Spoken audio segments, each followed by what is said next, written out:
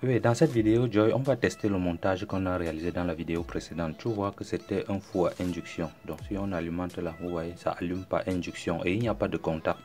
Donc, nous allons tester plusieurs fois et par la suite, nous allons faire le schéma de câblage de telle en sorte que nous pouvons réaliser cela. Donc, ça a plusieurs fonctions. Nous pouvons faire l'effet à souder et si nous enrôlons plusieurs bobinages, on aura la possibilité d'alimenter les lampes économiques de 100 watts ainsi que les lampes à incandescence de 200 watts. Donc nous allons observer très bien le montage et par la suite nous allons faire le schéma de câblage. Nous avions fait ce montage à base de la F1010E qui sont des MOSFET. F1010E. Oui. Par la suite nous avions utilisé deux diodes rapides, deux résistances de 2,2 kg et deux résistances de 220 ohms. Et ensuite, nous avons pris une bobine choc. C'était combien de spi ici? 50 spi. D'accord. Et ensuite, nous avions un solénoïde de combien de tours? 6 tours. 6 tours, c'est bel et bien 6 tours. 1, 2, 3, 4, 5, 6. Et le point milieu qui se trouve là. Et ensuite, nous avions 4 condensateurs céramiques. Quelle était la valeur de ces condensateurs? 135 J. Et la valeur de 135 J correspond à 1,3 microfarad. Et le montage est terminé. Et pour bien dissiper la chaleur au cours de son fonctionnement, nous allons visser les MOSFET sur un radiateur. Si tu ne vides pas sur le radiateur, ça ne va pas fonctionner. Ça va griller le MOSFET, ça va chauffer jusqu'à griller. Et le montage est terminé. Nous avions ici un fusible qui permet de protéger le montage au cas où on fait un court-circuit. Le fusible va s'arrêter automatiquement. Donc on a le bouton poussoir. Voilà, nous avions le bouton poussoir qui permet de mettre le système en marche. Donc nous allons encore tester. Donc lorsque nous allons mettre en fonction, nous allons appuyer sur ce bouton, ça va allumer. Vous voyez là, ça allume normalement et ça n'a pas de contact. Et cette LED est constituée d'une bobine avec une lampe de 12 volts. Nous allons encore tester à nouveau. Là, ça s'allume. Nous pouvons également prendre une seconde lampe. Toujours une lampe de 12 volts, 25 watts. Donc voilà, ça s'allume. Donc si nous voulons que cette lampe brille à son maximum, nous allons prendre une inductance qui correspond. Vu que nous récupérons tous nos composants dans la casse, nous n'avions pas trouvé la valeur qu'il fallait normalement. Nous avions également ces petits objets qui permettent de s'allumer. Vous voyez, par induction, ça s'allume. Donc ça n'a pas besoin d'être en contact avec quelque chose, ça va s'allumer automatiquement. Donc nous allons mettre plusieurs autres bobines là. Voilà, ça s'allume par induction tout autour. Voilà, il suffit d'être baigné dans le champ, ça va s'allumer automatiquement. D'accord. Donc une fois que nous allons bien étudier le comportement, nous allons dessiner le schéma afin que à l'avenir, vous pouvez câbler, tu peux câbler cela à la maison, n'est-ce pas? Donc nous pouvons toujours allumer. Voilà, ça s'allume automatiquement tout sans contact. Maintenant, si nous changeons la fonction, au lieu de brancher avec les lampes, nous mettons plutôt une lampe de 200 watts.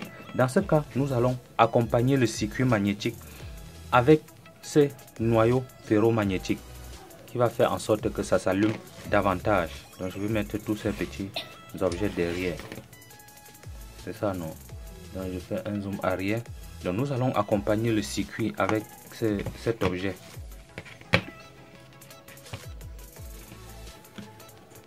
Vous voyez un peu comment cela se passe. Et lorsque nous allons placer cela ainsi, nous aurons la possibilité de mettre, d'allumer les lampes de 220 volts sans souci.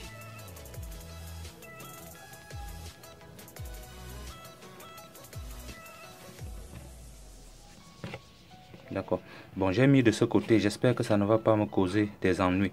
Car ça aurait pu être à l'intérieur. Donc, je peux laisser d'abord comme ça. Et ensuite, je vais prendre une lampe de 220 volts. Nous allons alimenter dessus. Donc, je vais souder. Nous allons souder les lampes, la lampe là. Il me faut l'éteindre et le faire à souder. Donc, pour des mesures de sécurité, on peut diminuer la taille, la longueur, pour éviter le court-circuit. Et ensuite, on baisse comme ça. D'accord. Et pour bien faire la soudure, tu peux d'abord étamer. Tu ne parles pas. C'est à toi que je parle, non? Pourquoi tu es en train de dormir? suis en train de te montrer quelque chose, tu es là, tu dors. Voilà, j'ai soudé comme ça. Et ensuite, je soude de l'autre côté.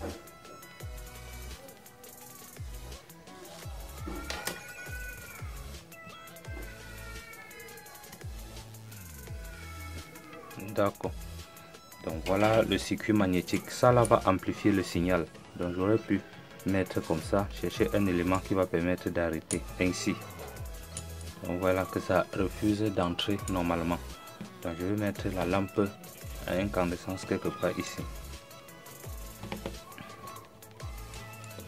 Bon, je vais d'abord mettre la cale. Si ça n'allume pas, je vais revenir changer. Je vais enlever et changer la position.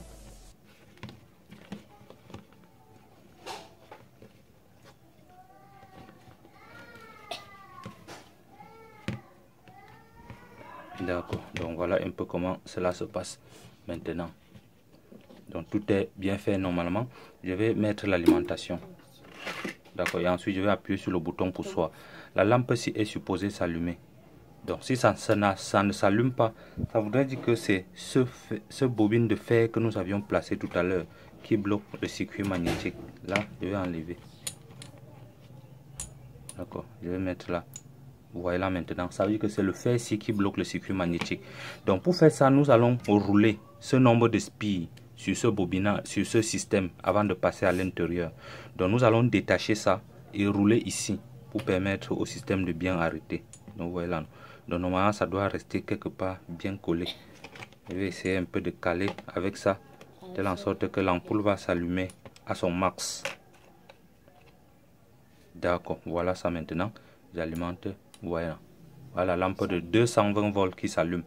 Maintenant, si nous avions plutôt une lampe économique, comme ça, ça c'est une lampe économique, nous allons enlever. Vous connaissez tous ces lampes à incandescence. Ça c'est une lampe à incandescence 200 watts pour le chauffage.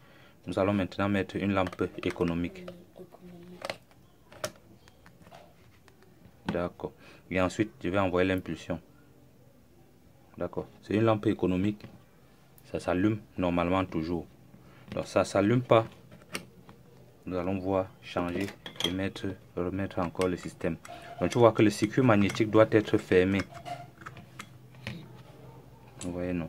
Si le circuit magnétique n'est pas bien fermé, ça ne va pas s'allumer. C'est bien fermé. D'accord. Donc à chaque fois quand tu fais, donc tu as vu que tout à l'heure quand nous avions mis la lampe ici, le circuit magnétique, la lampe économique. Le circuit magnétique avait bougé. Donc il faut refermer le circuit magnétique comme ça. D'accord, comme c'est le test, on alimente. Voilà l'ampoule qui brille. Donc tu vois que quand l'ampoule veut briller, ça ferme le circuit magnétique comme un électroaimant. C'est vrai, non? Regarde. Voilà l'ampoule. Donc je peux mettre un peu. Je peux mettre un peu comme ça. Mettre un peu comme ça. D'accord. Donc après, nous allons voir comment détacher ce solénoïde et emballer sur un rouleau. Sur un rouleau comme ça. Ça s'alimente bien. Voilà. L'ampoule brille proprement. D'accord. Donc ça ne s'allume pas fort, c'est parce que le circuit magnétique n'est pas bien fermé. Tu vois, non. Quand nous allons refaire le système de façon finale, nous allons mettre.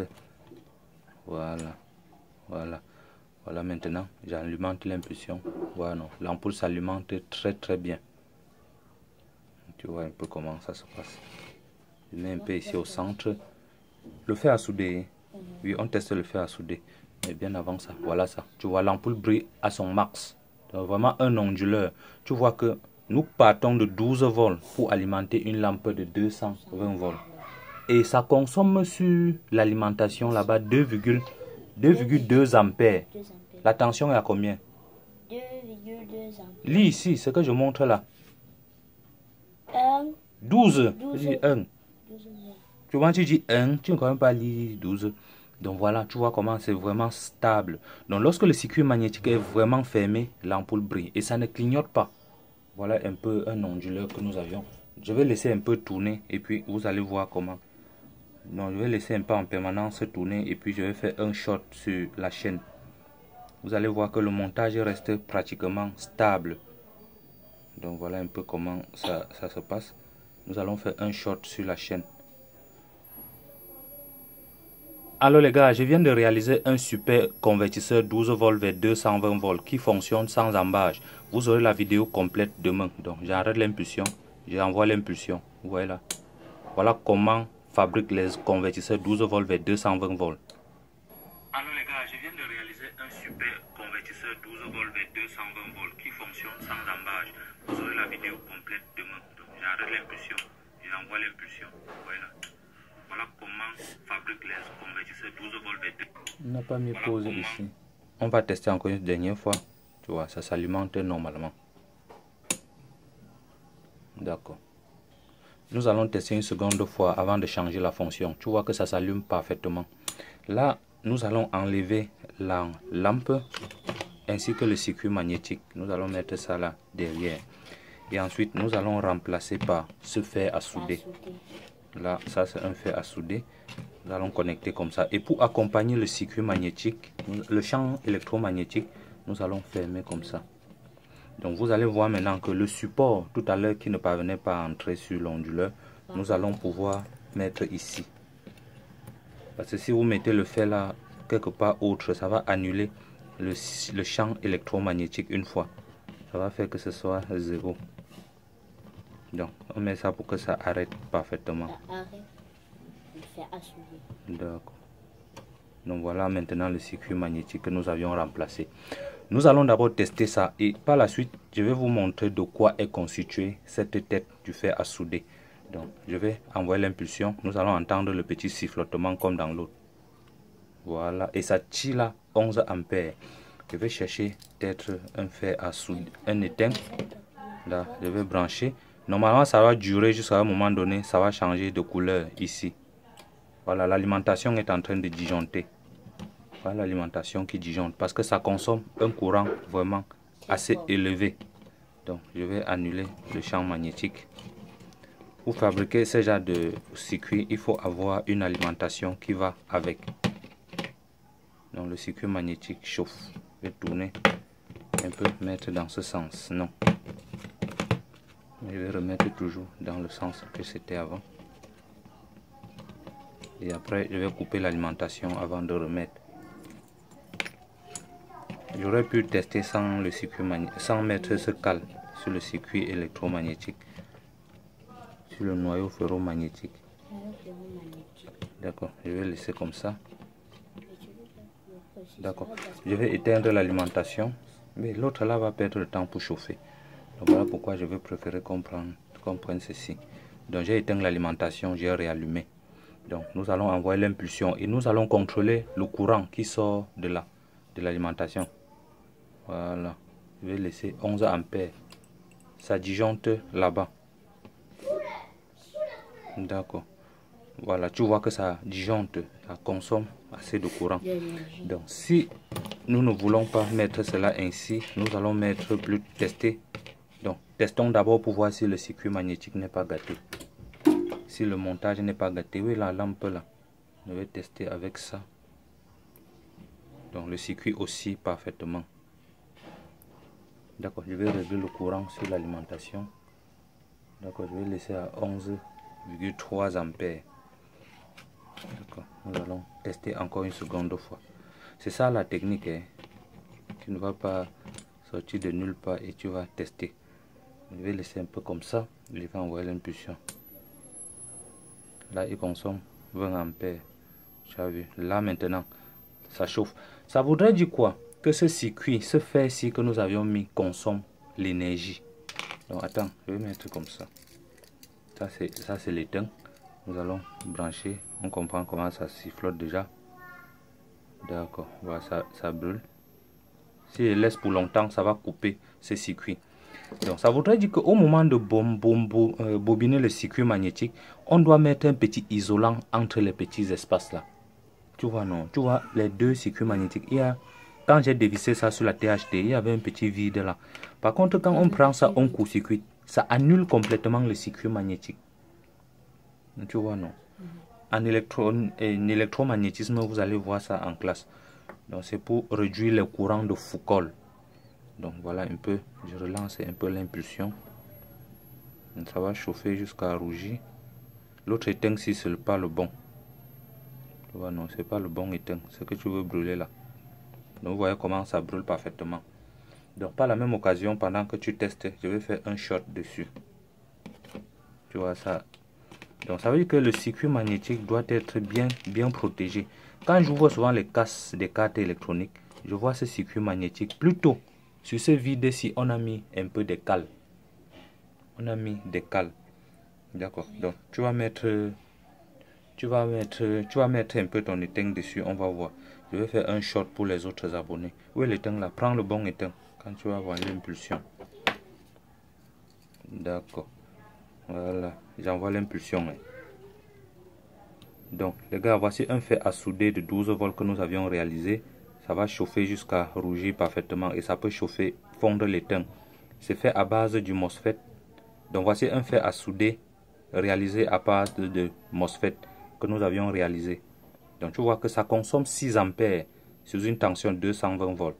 Donc, voilà le montage pratique. Like et abonne-toi pour la suite. Tout à l'heure, je faisais sans appui. Voilà. Quand tu envoies l'impulsion, tu éteins. Tu ne laisses pas pour longtemps. Arrête. Quand ça rougit déjà là-bas, tu arrêtes. Tu vois, non? Hein? Quand tu lances le chauffage, ça commence à rougir ici, tu arrêtes. Et voilà la trombone qu'on a remplacé avec. Voilà ça. Maintenant, il faut trouver un petit isolant, on met ici en bas, un petit papier. Comme ça, quand ça fond, donc comme ça, non, on met ici, de peur que ça ne... Le bleu là. Oui, ça. Cherche dans le carton. Le bleu là, c'est quoi? Le bleu éteint. Non, c'est le rouleau d'éteint neuf, non.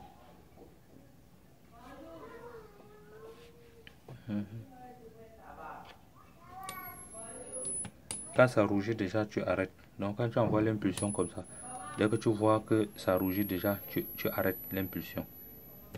Donc j'ai dit qu'il faut mettre quelque chose ici en bas. De peur que ça ne verse encore trop le support là en bas. Je vois que la tête là est sale.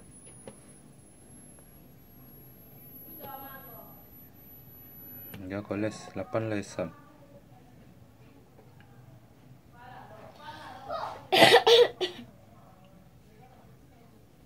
D'accord. Bon, on va tester encore quoi. Il y avait un second projet à tester. Bon, je vais montrer de quoi est constituée cette pâte. De quoi est constituée cette pâte. Mais avant ça, je vais poster ceci sur Internet. Bon, tu vois sur ce montage, il y a quelques composants que tu as remarqué. Essaye d'expliquer un peu le temps que je publie ça sur Internet. Explique-moi ce que tu connais. Je connais le MOSFET F1010E. Il y a le 145F. Le condensateur. Condensateur 140. Ce sont les condensateurs non polarisés. Condensateur non polarisé 145J. Voilà. 145 et 135J. Donc on a couplé en parallèle deux types de condensateurs. Et le 145J va correspondre à 1,4 microfarad. 135J va correspondre à 1,3 microfarad. On va voir tout à l'heure comment calculer. Continue. Et même les sononoïdes, les bobines. Voici une bobine de 50 spi. Donc 50 tours. Et voici un sononoïde de 6 tours. 6 tours. On va compter. 1, 2, 3, 4, 5, 6. Maintenant, on va compter la bobine. Si c'est 50. Non, tu ne peux pas compter comme ça. Là, ça ne va pas te permettre. Donc, nous allons encore relancer l'impulsion. Donc, je disais tantôt que la tête de ce fer à souder est fait à base d'une... Donne-moi un tournevis. Donc, tu vois que quand ça fonctionne, cherche un tournevis plat. Un tournevis plat. Le paquet de tournevis là est où? Là, souvent, tu veux travailler comme ça. Tu lances la main, tu ne vois pas. Cherchez le paquet de tournevis. On va vous montrer de quoi est constitué ce fer à souder. Voici la trombone. Donc voici le tournevis. Donc trouve la pince. Voilà. Parce que tout à l'heure, tu vois que quand tu branchais, ça perdait le temps pour souder. Tout juste parce que le composant est déjà saturé. La pièce est déjà saturée. Nous allons remplacer. Donc voilà la tête du fer à souder. C'était déjà saturé. Je peux prendre ceci maintenant. D'accord. Je peux prendre. Je n'ai pas moi le temps de réfléchir. Je veux dresser. D'accord. Un peu comme ça. Donc je peux plier un tout petit peu. Comme ça. Ça permet d'avoir un peu la tête propre. Découper ici. Donc voilà comment la tête là se présente.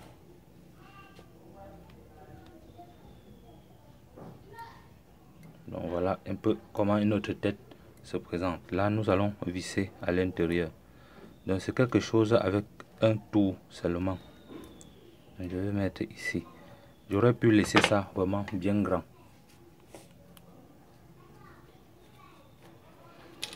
Ou bien si on ne veut pas faire ça ainsi, on va prendre plutôt un conducteur HT dénudé. Donc voilà. Une fois j'ai placé ainsi, je vais visser.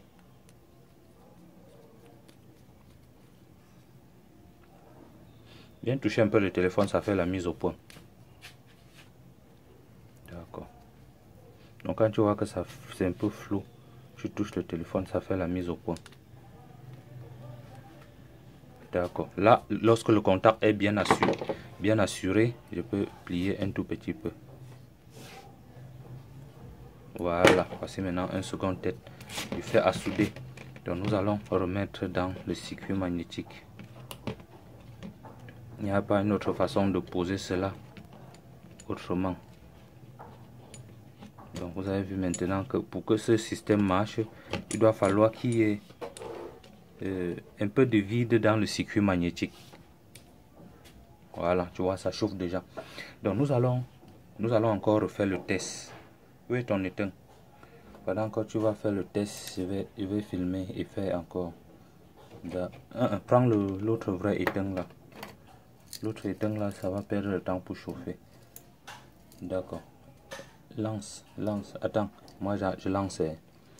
Donc, voici un second fer à souder 12 volts qui fonctionne.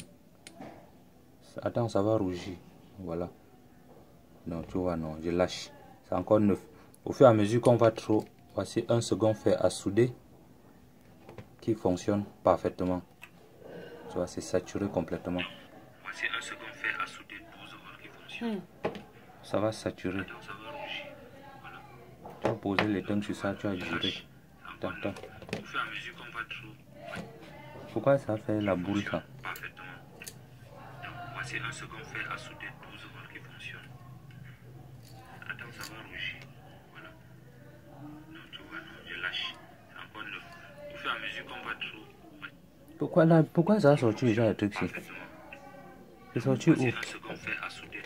C'est à saturer. Attends, ça va rougir. Voilà. Tu vois pas que ça a saturé? Je lâche. Encore neuf. Ça n'allume pas. Tu vois, le circuit magnétique a bougé. Tu as vu la poudre qui est sortie sur ton éteint là? C'est pourquoi ça fait ça? C'est pas bon. Ça consomme un courant tellement élevé. Ça chauffe même. Mais ça consomme un courant tellement fort. Donc nous allons voir comment remplacer la tête-ci également. Parce qu'au cours du fonctionnement, si on laisse chauffer pour longtemps, ça va saturer ce bout. Saturer voudrait dire que quand tu vas vouloir même chauffer, tu ne vas plus chauffer normalement. Donc voilà un peu comment ça se passe. Donc je vais laissons un peu dans le circuit magnétique sur ça et on fait un peu le test pour voir. 1 ampère. Donc nous allons mettre un peu ça ici. Non, il n'y a pas le circuit magnétique ne coule pas. Donc pour lui, il doit falloir qu'il soit baigné dans le champ. Par contre, si celui-ci, mettons un peu celui-ci ici. Donc ça forme plutôt comme un aimant. Donc je vais enlever et mettre ici encore. Ça s'allume normalement. Ça s'allume normalement. Donc nous allons faire le chemin. Nous n'allons pas perdre le temps sur tout le montage là. Ramasse des petits LED là. Tu mets dans le petit sac.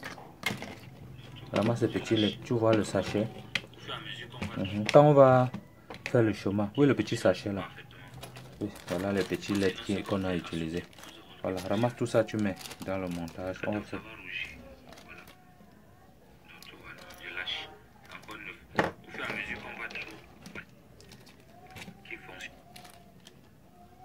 Voici un second fer à souder, vous allez voir qui fonctionne.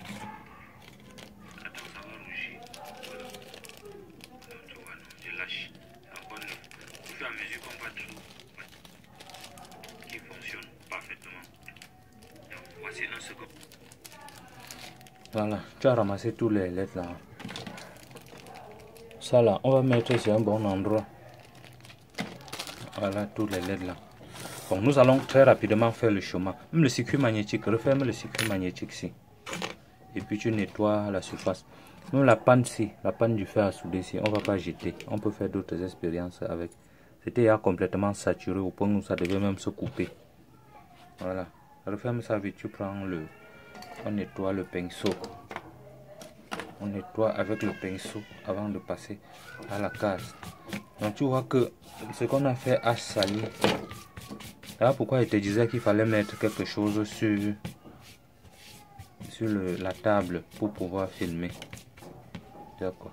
Donc je vais encore retester une seconde fois avant que nous ne fermons.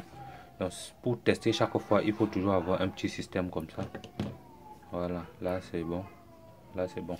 Nous allons faire le chemin de montage. Voilà, je vais prendre le papier.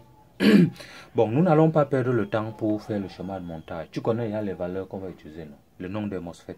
Nous allons très rapidement représenter les différents parties. Nous n'allons même pas perdre le temps pour montrer comment tester le MOSFET. Donc voilà, pour faire ce montage, on a besoin de deux MOSFET qui vont se représenter quelque part ici. Et en électronique, lorsqu'on veut parler du MOSFET, on dessine son symbole comme ça. Donc tu vois, non. On va dessiner, disons qu'on va mettre comme ça. Voilà les deux MOSFET qu'on a pris. On représente comme ça pour faire le schéma en 3D. On met le schéma comme ça. Après on coupe ici, on coupe ici.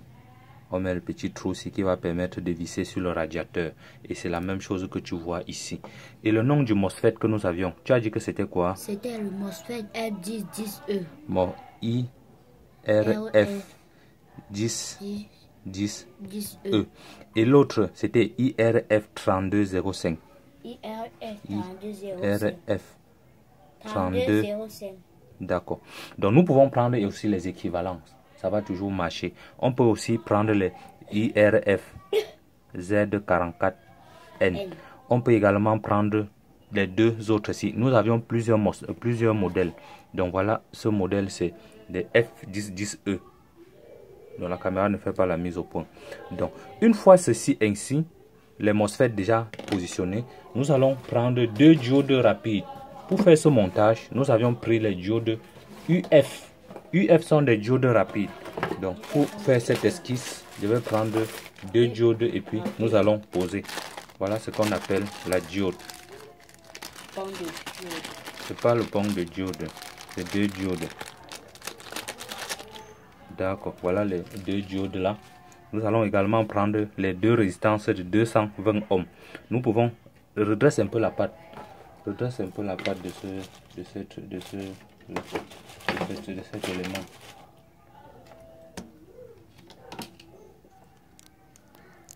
D'accord. Je vais chercher également la résistance de 330 ohms. Nous avons pris sur ce montage 220 ohms. Nous pouvons également prendre plutôt 330 ohms. Ça va toujours marcher. Donne. On redresse avec la main. Tu redresses quoi avec la pince? Donc tu prends. Voici le schéma de montage maintenant. Donc lorsqu'on prend le MOSFET, on pose le MOSFET. Lorsqu'on pose le MOSFET, on doit poser les diodes. Donc le MOSFET a trois pattes. 1, 2, 3. 1, 2, 3. La première patte du MOSFET, c'est la grille. On appelle grille.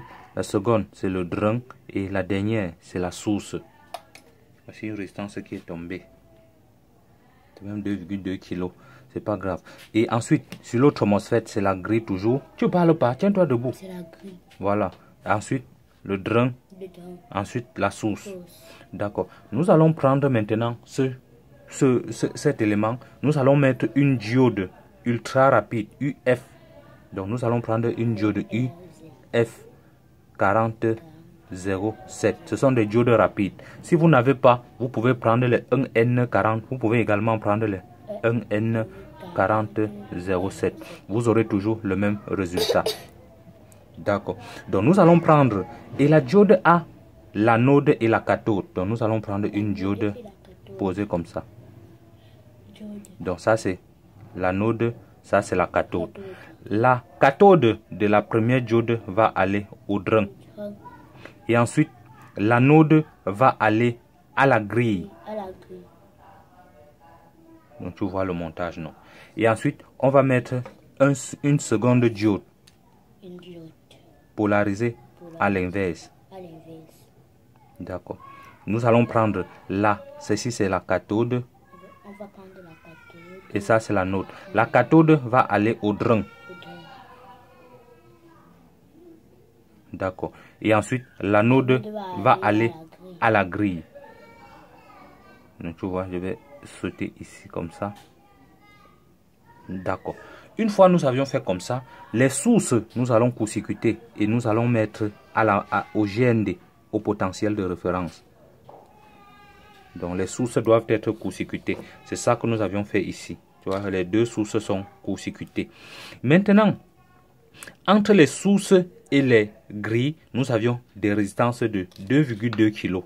Voici une résistance de 2,2 kg qui est rouge, rouge, rouge. Donc, je dis que entre la source et la grille, donc entre chaque source et la grille, nous aurons des résistances de 2,2 kg. Donc, je peux prendre ici, je mets une résistance 2,2 kg. Également ici, je viens prendre ici, sur cette grille, il y a 2,2 kg. Et je vais court-circuiter, mettre le point ici. Et là, je mets le point là. Et ces deux points vont aller au potentiel de référence qui est GND. Doivent être connectés là. Donc, regarde, quand tu vois en électronique, on met le même symbole partout. Le symbole ci, le symbole ci, le symbole ci et ça. Ça voudrait dire qu'on va le court-circuiter. On va mélanger tous les fils là et former un seul point. Donc ça, ça, ça, ça. On va les relier ensemble pendant le montage. Et après les deux diodes là, après les deux résistances, nous allons mettre les résistances de polarisation de la base. Nous allons mettre les résistances de polarisation de la base ou nous allons mettre l'impulsion de commande. Donc tu vas voir que nous allons prendre ici de la base ou bien de la grille. Je vais prendre à partir d'ici. Donc là. Voilà la grille. Nous allons mettre deux résistances. Et la valeur de la résistance que nous avions pris ici, c'est 220 ohms. Vous pouvez prendre 330 ohms. Vous aurez toujours le même résultat. D'accord. Voilà les deux résistances. Nous avons pris 220 ohms. 220 ohms. Là, c'est court-circuité ici. Et ensuite, nous allons prendre ces deux points. Nous allons mélanger. Nous allons les court-circuiter. Regarde comme nous avions court-circuité ici. Nous allons court-circuiter ces deux points.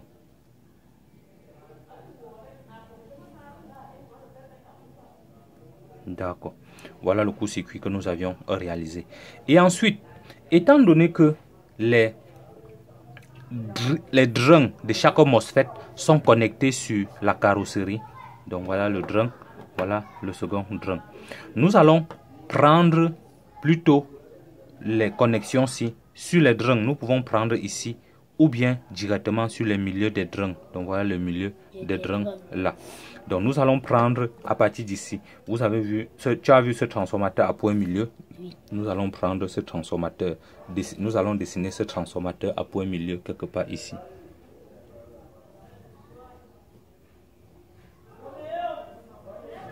Et ce transformateur a combien de tours? 3 tours fois 2, 3 tours fois 2. D'accord. Et ensuite, tu vois que au milieu du transformateur à point milieu, nous avions un solénoïde qui a 50 tours.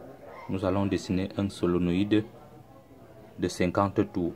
Je vais venir positionner comme ça. Ça, c'est 50 tours. 50 tours.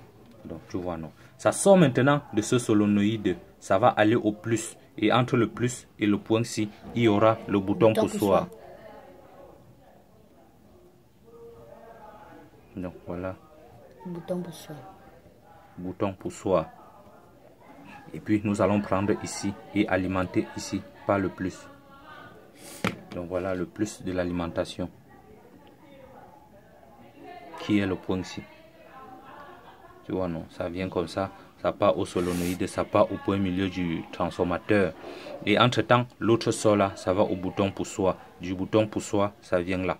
D'accord. Et une fois ceci terminé comme ça, nous avions dit que le point ci des transformateurs chauds, le point ci doit aller sur les drains. Donc nous allons venir coller ici. Et le second point, nous allons venir coller ici. Donc si vous voyez que c'est encombrant, nous allons prendre comme ça.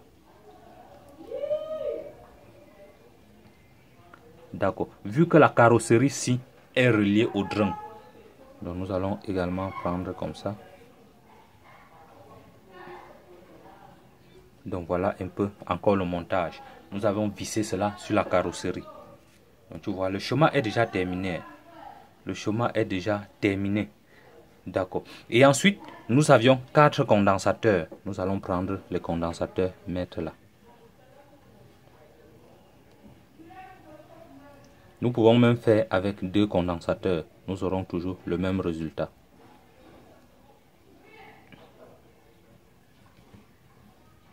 D'accord, voilà. Nous allons mettre rien que 3 condensateurs. Et les valeurs de condensateurs, c'est 135 J. Nous avions pris 145 J. Donc ça va faire 3 condensateurs. 135 J, 400 volts, ou bien 145 J, 400 volts. Vous aurez toujours le même résultat. Ce sont les condensateurs C1, C2, C3. Voilà ces 2 condensateurs. Et le tout est terminé. Une fois vous aviez ceci, nous pouvons faire plusieurs options sur ce montage. Donc voilà le schéma de montage est déjà terminé. Et là, nous aurons le même point-ci qui sont reliés au GND, qui va former le moins de l'alimentation. GND, qui vont former le moins de l'alimentation. Et une fois vous aurez terminé le schéma de montage, voici ce que vous devez avoir. Donc voilà le montage que j'ai déjà câblé et qui j'ai déjà testé et ça fonctionnait normalement. Donc vous allez voir que ce montage utilise les condensateurs. Pour cet exemple, j'ai utilisé un condensateur équivalent qui va correspondre à 4 microfarads, 150 volts. Et ensuite, j'ai utilisé 2 diodes, un N4007. J'aurais pu utiliser de préférence la diode UF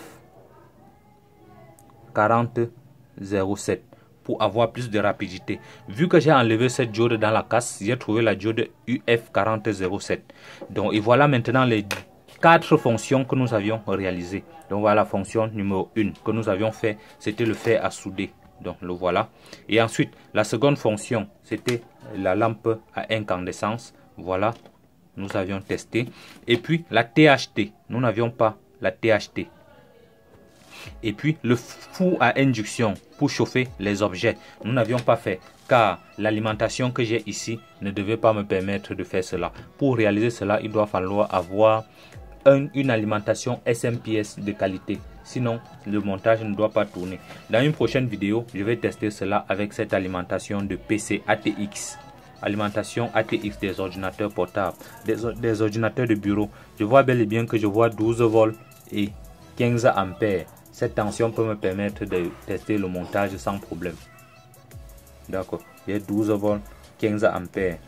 D'accord. Et là, je pense qu'on a donné tout le chemin. Il y a une petite résistance tout à l'heure qui est tombée. Après, tu fouilles ça. Hein. D'accord. Bon, pour terminer le montage, nous allons voir comment tester les MOSFET. Parce que très souvent, c'est là où les étudiants rencontrent des difficultés sur ce montage. Donc, je vais mettre cela ici derrière. Donc, lorsque vous prenez le MOSFET pour tester, vous devez calibrer le multimètre sur la fonction test diode jusqu'à voir le symbole de la diode à l'intérieur comme ça. Et puis, si vous prenez un MOSFET, vous testez d'abord, vous mettez le moins là sur la source, vous testez. Si ça buse déjà, c'est pas bon. Vous testez encore sur le drain, ça buse encore, ce n'est pas bon. La première chose à faire, c'est de court-circuiter toutes les pattes de ce MOSFET avec les deux doigts et ensuite vous refaites le test. Si ça buse encore, c'est que le MOSFET est gâté. D'accord, ce MOSFET est gâté, je n'ai pas besoin de continuer le test. Je prends encore un second MOSFET qui est gâté, je teste encore à nouveau. Je court-circuite d'abord toutes les pattes, je teste encore à nouveau. Donc tu vois que ça siffle, ce n'est pas bon. Le MOSFET n'est pas bon. Là, je vais prendre un MOSFET qui est encore fonctionnel. Donc, c'est le IRF3205. Donc, je vais tester. Je vais d'abord court-circuiter les pattes. D'accord, je court-circuite les deux pattes, tous les trois pattes. Là, c'est bon. Je vais tester. Je n'aurai aucun signal. Donc, entre la source et le drain, ça ne va pas buser. Là, c'est bon. Là, je viens sur la source et la grille pendant quelques instants. Ça ne va pas buser. Pendant quelques instants, ça va charger le condensateur interne qui est à l'intérieur. Et si cette fois, je reviens entre la source et le drain, ça va buser. Donc, s'il ne buse pas, c'est que le MOSFET n'est plus de qualité. Donc là, je teste encore. D'accord, voilà. Donc le MOSFET ne buse pas, il n'est pas bon. Je vais tester encore à nouveau. Je teste ici, il ne va pas buser. D'accord, là c'est bon. Je teste entre la source et le drain. Ça va charger la capacité interne pendant quelques secondes. Et si je reviens, ça va buser. D'accord, normalement ça doit buser. S'il ne fonctionne pas, c'est que tous les MOSFET que j'ai dans la casse ne sont plus en bon état. Donc c'est un peu comme ça. Je vais prendre encore un second MOSFET. Je teste entre la source et le drain. Il buse. Là, je vais court-circuiter les pattes. Je reteste encore à nouveau.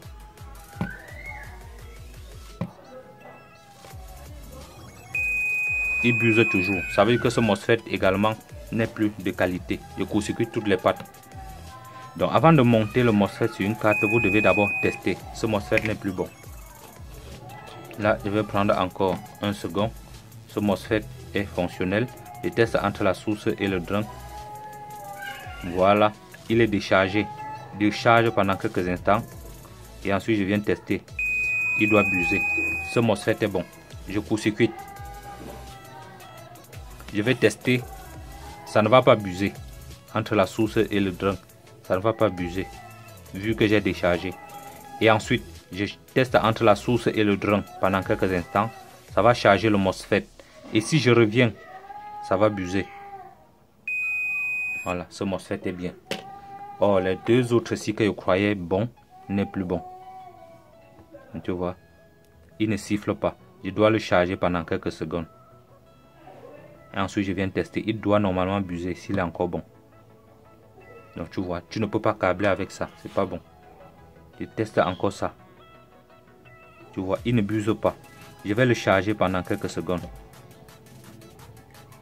Et ensuite, je reviens faire le test. Normalement, il faut qu'il buse. Donc, s'il ne buse pas, c'est que le MOSFET n'est plus en bon état. Donc, c'est un peu comme ça que vous pouvez tester le MOSFET. Voici encore un second MOSFET. Je vais tester un tout petit peu. Donc, entre la source et le drain, je teste. Voilà, il ne marche pas. Je le charge pendant quelques secondes. Je charge entre la source et la grille pendant quelques secondes. Je reviens tester. S'il buse, c'est qu'il est bon. Non, il n'est pas bon. Donc voilà un peu comment ce chemin fonctionne. Alors les gars, je pense que j'ai terminé cette vidéo. Si vous avez aimé cette vidéo, je vous invite à me mettre un pouce like. Nous allons chercher une alimentation qui correspond afin de faire ce test à l'avenir. Vu que ce montage vraiment était très professionnel et très basique. Je vais vous donner rendez-vous dans un prochain tuto. Switching grass for watching and don't forget to subscribe to the channel. Have a nice day. Peace.